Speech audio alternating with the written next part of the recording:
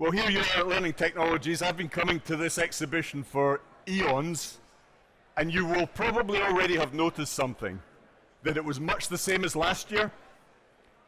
You've got people selling the same old LMSs, the same old content, text, graphic, multiple choice question. You've got the people throwing in a bit of gamification, as if condescending adults is the right way to go in our industry. I don't buy it. I don't buy it, folks. I think it's all presentation, and we're abandoning learning principles rather than helping people to learn. Walk around this exhibition and ask yourself what's different from 10 years ago, and you won't be able to tick many boxes, okay? And I think that's a shame, because I think this industry needs to move on a little bit, and perhaps we need to do and look at what the rest of the IT world is doing and the rest of industry is doing. And that really comes down to two letters, in my opinion. So for the last 2 years, I've been investing personally in AI companies, built an AI company, been involved in research in AI, talking nothing about this, because, let's face it, AI is actually an existential threat to our species. It's not a trivial thing. And to imagine that artificial intelligence will have no impact in learning is patently absurd. Patently absurd, because it's already been active among your learners. Every single one of your learners uses Google, and what is Google? Nothing but AI. Nothing but AI. If you use social media, all that social learning, everything in your timeline is delivered by AI. Your world of Netflix, if you buy a book on Amazon, it's AI driven. So it's already soaked into your learners, baked into the cake. Now what I'm going to do is concentrate a little bit of introduction, then give you some real examples of how AI can be used in learning, in online learning, right? So real practical examples here. I'm going to start with a lesson. In November the 8th, I was in Philadelphia teaching at the University of Pennsylvania, okay? Ivy League college, an audience about this size, and that morning was the morning of the Trump-Hillary election. And I used this slide. I thought I'd show you it again. And I said to the audience that Trump would win. And remember that Hillary was 10, 15 points ahead. Nobody thought that Trump was going to win. But the reason I said that was I had gathered data from a couple of sources. One was an AI engine called Mog AI. It's an Indian AI engine. And another one was harvesting data from social media for a friend of mine, Steve Racing. And we both thought that Trump would win. And he won, much to the astonishment of the people the next morning. And when I came in the next morning, oh, how they laughed when when I said that Trump would win. But there's an important lesson here. Why did the polls get it wrong? Because they're using Alexander Graham Bell, that old Scots guy's technology. They're using the telephone. Have you ever phoned up a 15-year-old to try and get marketing data from them? They're not interested. We must start harvesting data in a different way. And I think the e-learning industry is really stuck in the telephone mode still in terms of technology. We're not really moved on beyond that old client-server LMS content thing. Okay? Now, if you do a comparison, just to prove my point how the rest of the world has moved on, these are companies 10 years ago, 2006, ExxonMobil, General Electric, Gazprom, Citigroup, Bank of America, Royal Dutch Shell, BP. By market cap, who are the biggest companies in the world now, 2016, end of last year? Apple, Alphabet, Google, Microsoft, Amazon, Facebook. And all of those companies are essentially AI companies. If you speak to the chief exec of any of those companies, they will say that AI is an essential part, if not the core strategy for their company going forward. Okay, the biggest tech companies in the world. And then if you dig down a little bit, so every year, Boston Consulting Group come up with a list of the most innovative companies in the world. And look at the list: Apple, Google, Tesla, Microsoft, Amazon, Netflix, Samsung. Everyone, perhaps from Toyota, is essentially an AI-driven company. Every single one of them. They've bet the whole house on IBM, on Watson. To ignore this in our industry would be lunacy. Okay, and there are some new kids on the block, really, in terms of learning masters, or the people who are doing things in the real world here. Several years ago, when the MOOCs came out, I did Sebastian Thrun's MOOC on AI. His company, I remember at the time I gave talks in universities, and everybody said MOOCs will not work, they won't succeed. How much do you think Udacity's market cap is today? Anybody? $1 billion. $1 billion. This is not going away. And he's an AI guy by background, head of research, self-driving cars guy. These guys, Page and Brin, biggest company, second biggest company in the world. What do you think their degrees were in? Pure AI. AI guys, changed your learners forever. Google was essentially the biggest pedagogic shift we have ever seen in our industry. And that was AI driven. It's been there for ages. We have Salman Khan. Go and look at Khan Academy, the millions of young people who use that. Where do you think Salman came from? He's a mathematician. What do you think Khan Academy are starting to do? Get adaptive AI learning into their system. It's no longer just a database of videos. Then we have Nick and Kohler from Coursera, perhaps the biggest MOOC company in the world. What do you think their degrees were in? Pure AI. These are the new kids on the block. AI is the new kid on the block, and it's going to change things quite considerably. But we have a problem, because in our culture, Western culture, it's not everybody's culture, we're deeply dystopian about technology. So this goes back to the Greeks and Prometheus. We have this guy who gives us fire, who gives us technology, writing, mathematics, and we screw it up. So Zeus punishes him by tying him to a rock, and he gets his liver pecked away for eternity. And this really has influenced everybody's minds here. You know the Frankenstein myth, Mary Shelley, deep in our culture. The Prometheus myth, you know that technology is dangerous. We create something that will come back to bite us in many ways. And of course, if you look at the movies we all watch, by and large, AI is represented as robots that are going to kill us while we sleep. You know, actually, AI has got hardly anything to do with that. It's one area of AI, but most AI these days is in the cloud and it's networked. It's got nothing to do with robots. The more frightening thing is the sort of HAL type thing that many of you remember. I'm sorry, Dave, I'm afraid I can't do that. That's slightly threatening networked, cloud-based internet stuff. Okay? Now, why will AI be important, and why do I think AI will not... Actually, AI is quite simply possibly going to wipe out a lot of training anyway, because if AI and robots and other things do things that human beings do, there's no need to train the human beings. If it's true that AI will decimate the legal profession, the accountancy profession, middle management, as I think it will, we will have far less training anyway. Think upon that one for a minute and the effect it will have in the industry. But I want to focus on this for a minute, the brain. This is what you do for a living. You try and improve this thing. That's all you do. Okay, let's get clear. But it's a really terrible and awful organ. It takes about 20 years to train this thing to become even remotely useful in the workplace. It forgets almost everything you try and teach it. It's full of biases. Almost everyone's brain here is both sexist, racist, and we've got about 50 to 100 types of cognitive and social bias.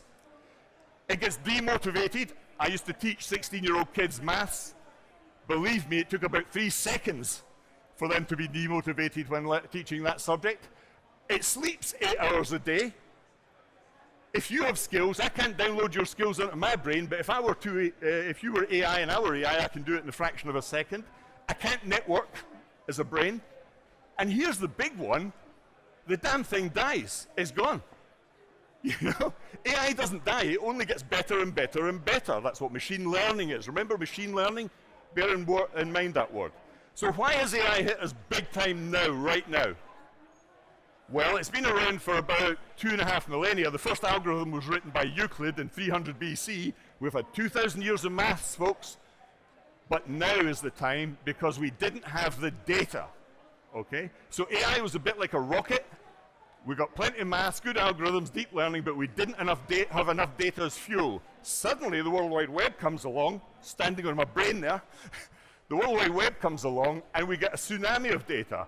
And that's the fuel that makes this stuff work.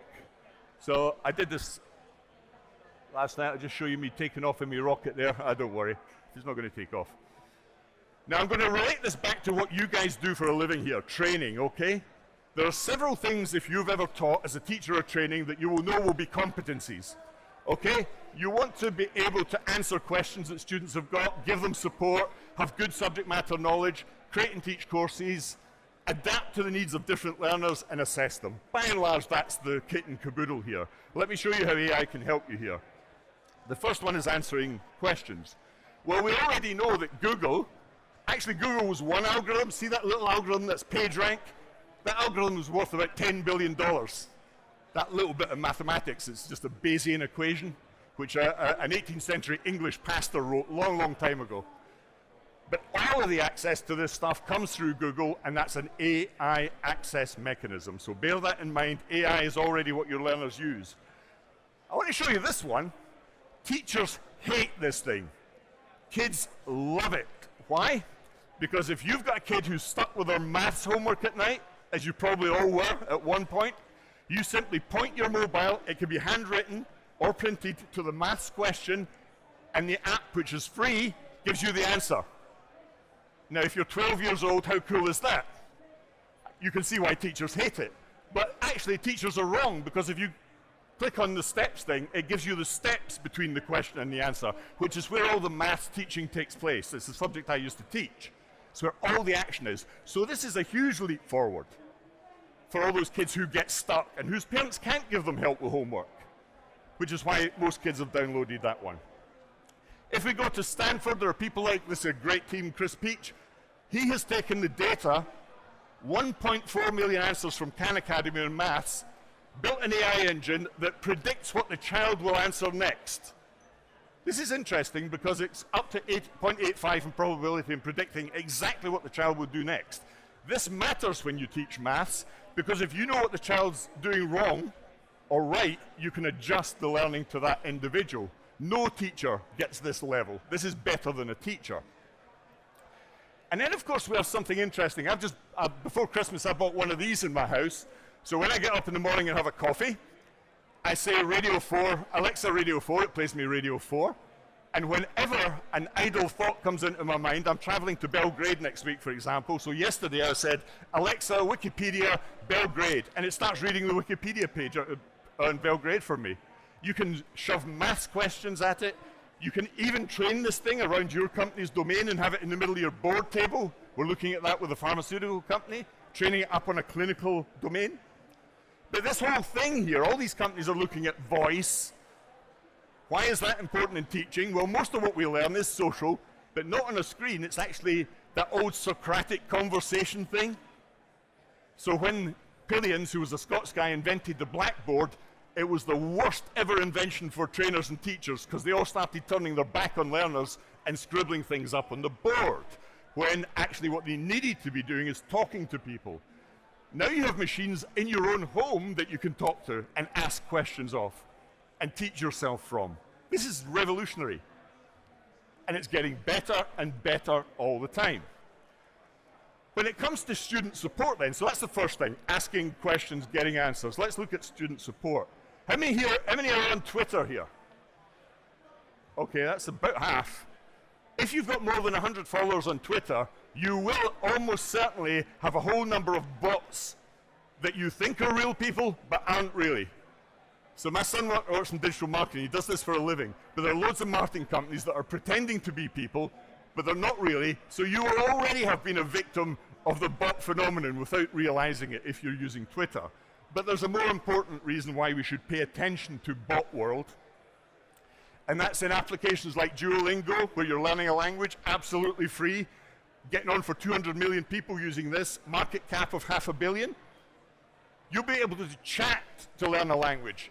As we speak, there are thousands of English school children sitting in classes trying to learn German, Spanish, and French, and they will leave school after 8 years of doing that and won't be able to order a cup of tea in a restaurant, because you don't learn a language by sitting in a classroom. You marry somebody who speaks the language, you go and live there, but you immerse yourself in the language and you practice it. You don't sit with a room of 30 other kids who can't speak the language as well. So we're looking at some things here. But the bot thing has absolutely exploded, and don't think this is the future, this is here now. We have Cortana, we have Siri. If you've got an iPhone, Viv is like a souped-up Siri. Those are the people who wrote this, bought by Samsung. Duolingo, Amazon's got bots, Google's got bots. You can train bots on Facebook Messenger. This is the interesting one, though. This is Tay. launched by Microsoft a year and a bit ago. They had to take it down because kids are smart. They knew it was a bot, and they trained it to become a sex-crazed Nazi. So whenever you went to CT on Twitter or whatever, it said the most horrific things, even beyond Donald Trump, believe me.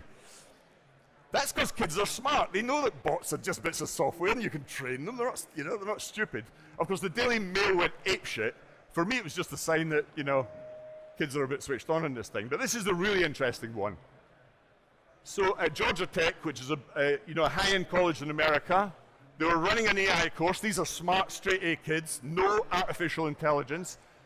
The faculty decided to swap out one of the teaching assistants, the real people, for a bot, a piece of AI. Very interesting. And the reason they did that is the students every semester have 10,000 emails that they send to the academics. There's no way the department's going to cope with 10,000. And if you've been running any sort of social learning thing, you'll know that this is a tsunami of stuff. So they decided to take 4 semesters worth of data, 40,000 questions, fill and train the bot with this thing, and then set the threshold high. And not one of the students guessed it was an AI. Not one student. They thought it was a teacher. In fact, they thought it was better than the teacher. Why would that be? Well, have you ever been on an academic course and submitted an essay? How long does it take to get the essay back? Days? Weeks? An email to an academic, average time getting back? Hours? Days? This was coming back so quickly, they had to slow it down. They actually had to slow down the software to make it seem more real.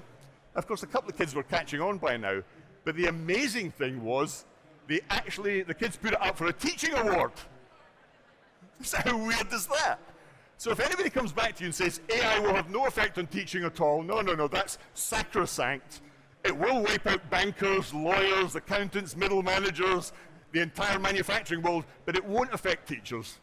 Bullshit. Bullshit. Okay? So you can see one of the students nominating it here. They were starting to guess. Okay, so that's support, Duolingo. If you really want to see how AI works with a very practical free example, download this, use it. It gives you a feel for some of the techniques. And if you don't think management or middle managers are going to be affected, in the Harvard Business Review, we had a really deep analysis of what you as people and managers, I used to do that for a living, do. And about 57% of your time is just admin.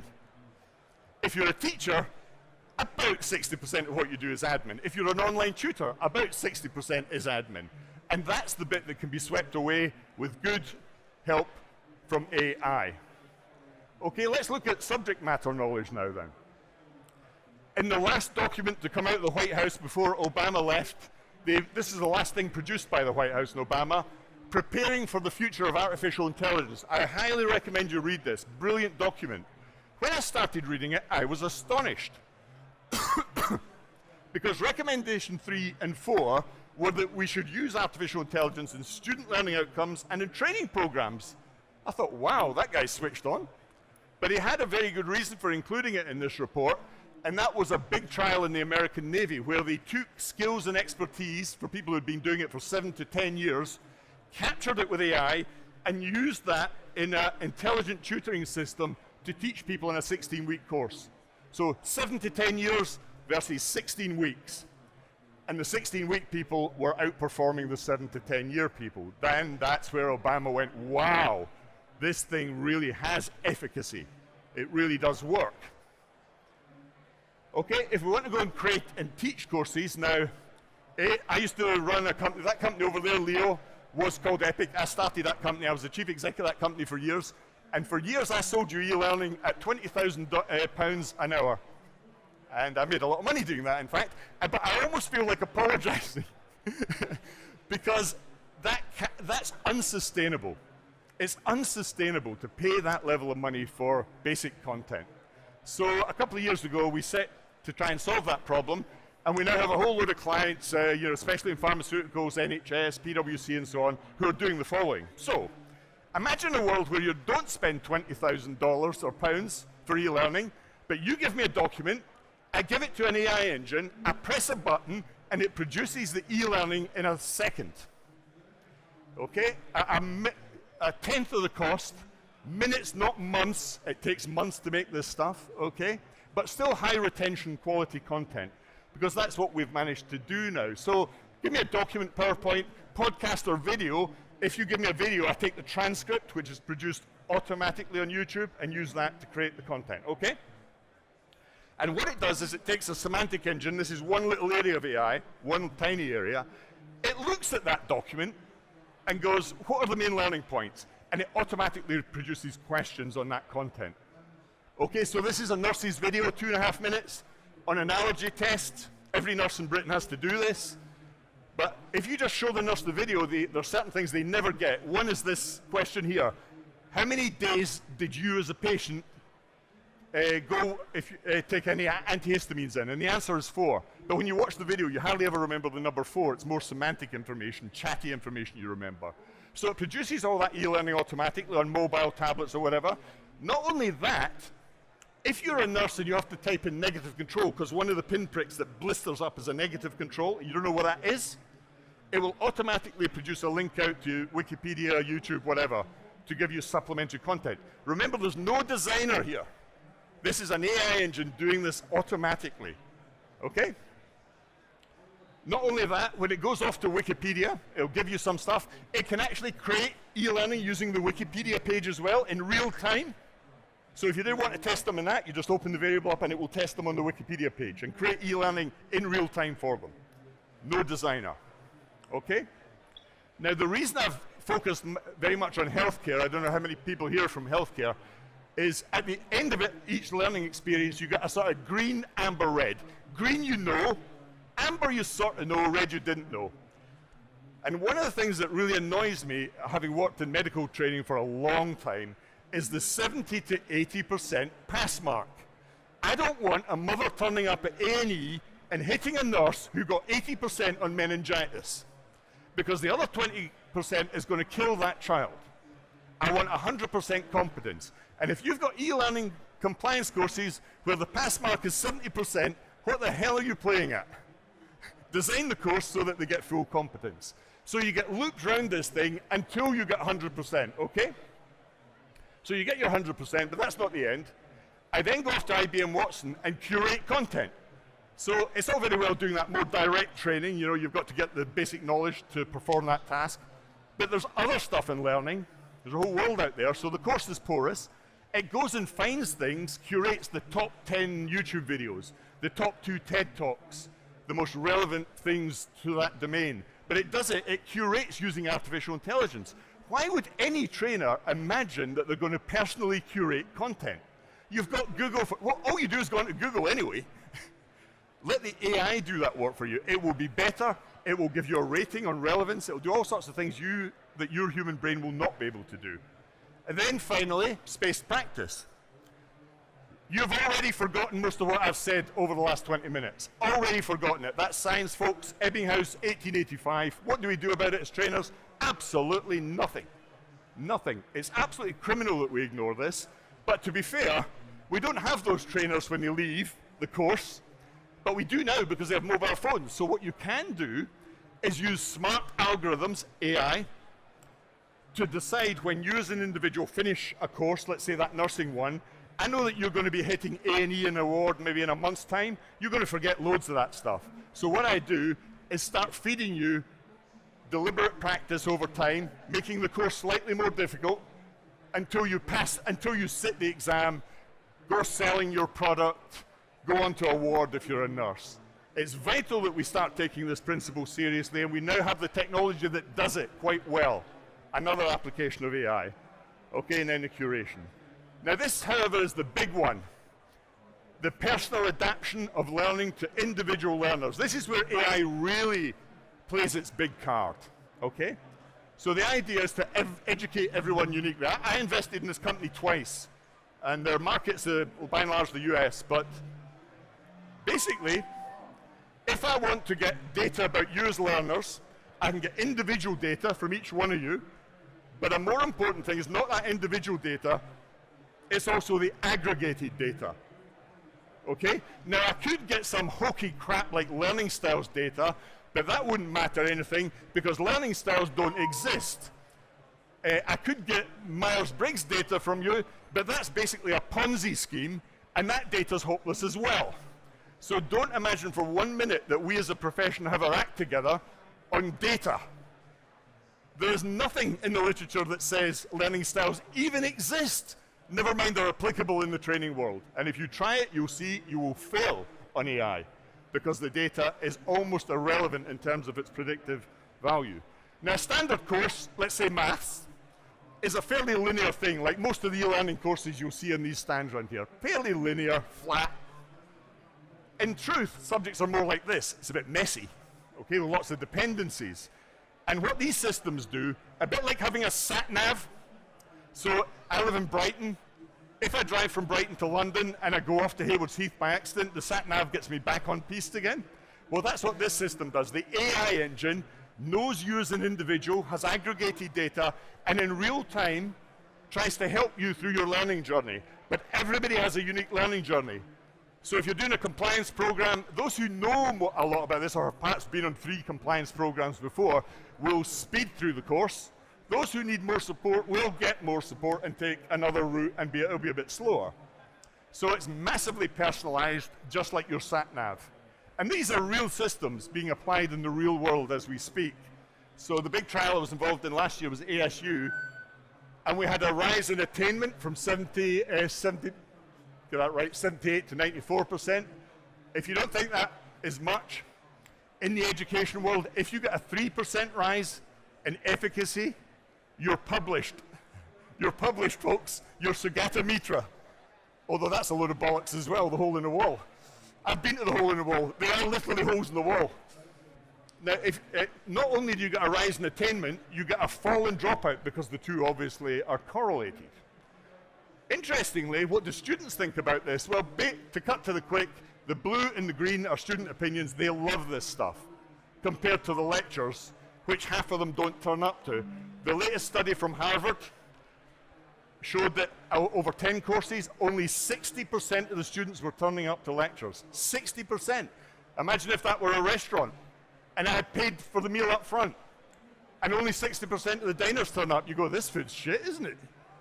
But still, we deliver that sort of thing in the educational world because the reason these kids love it is AI is the new UI, you know? This is what they experience when they buy something on Amazon, use Netflix, use Google. This is the world of your learners. AI. It's not the world of this. Fixed. You know when I do e-learning, it feels as though I'm wearing a suit that's about 3 sizes too small.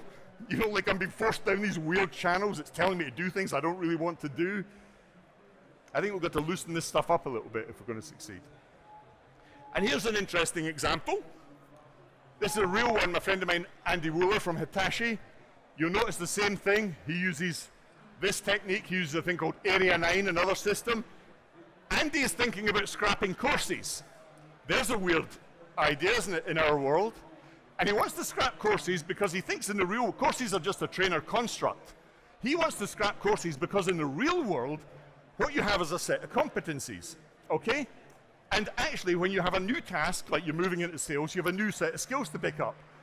People don't want courses, they want learning. They want development. The course actually constricts things, doesn't do spaced practice, and results in massive forgetting. So perhaps we should be shattering the concept of a course, which of course AI can do as well. I think this is also true of MOOCs. I was involved in a MOOC in University of Derby. Very interesting, you know that dropout thing? The reason people drop out, and I don't like many MOOCs, is it's built by academics who drip feed you the content over 10 weeks. I don't want that. I want the content when I want the content. I want it all up front. When we did this MOOC on dementia, we noticed that some people went right to module 6, then 3, then 4, they'd bounced out all over the place. 36% retention rate on that MOOC because it was using smart behind-the-scenes intelligence.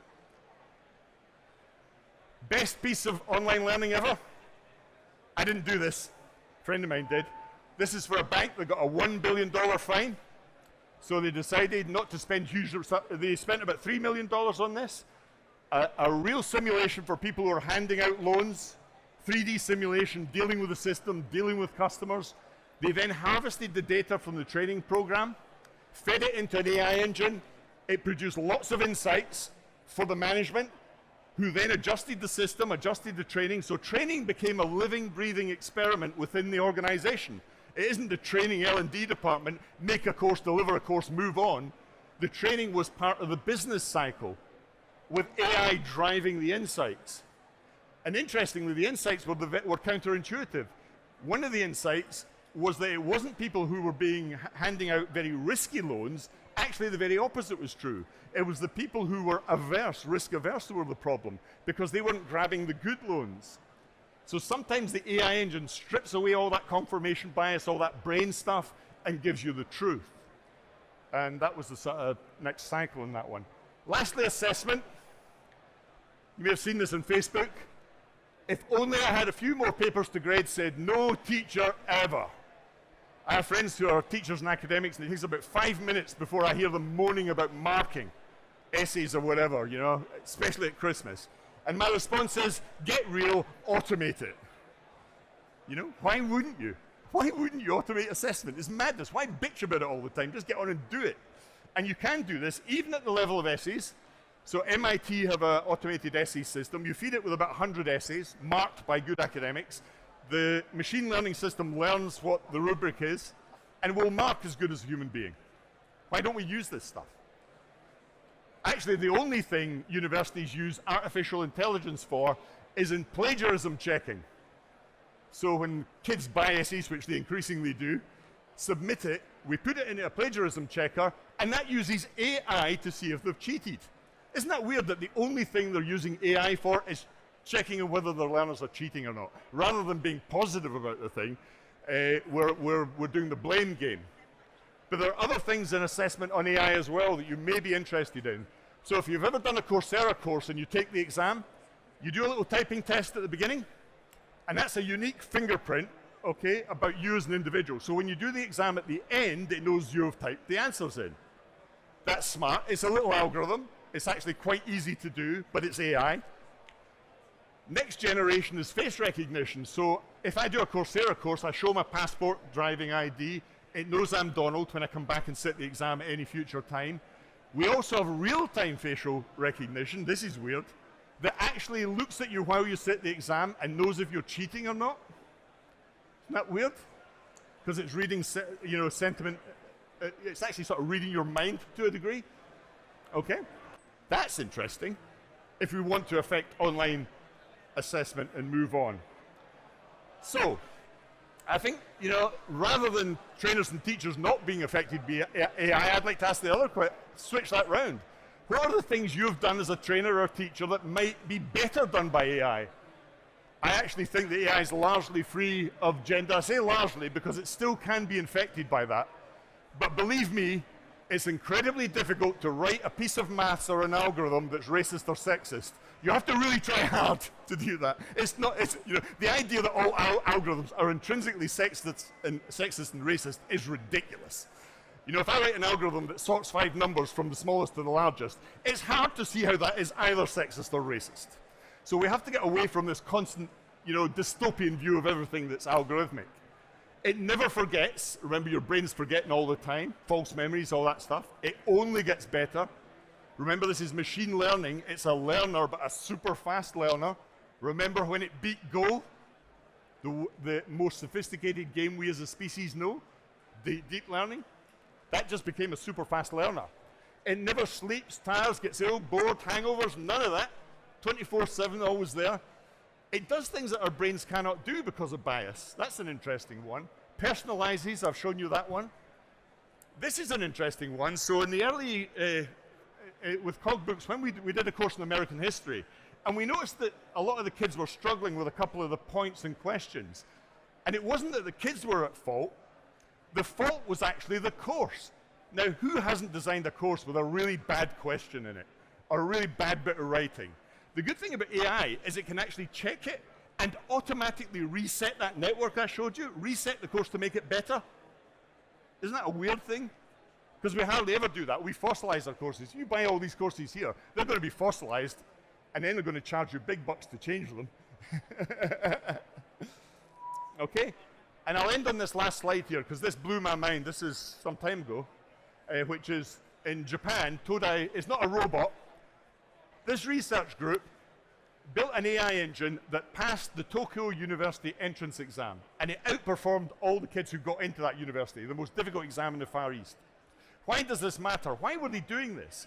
Well, if you pass the exam, if you're a graduate level smarty pants going in at this level, as sure as damn it, the AI is going to be smart at graduate level as well.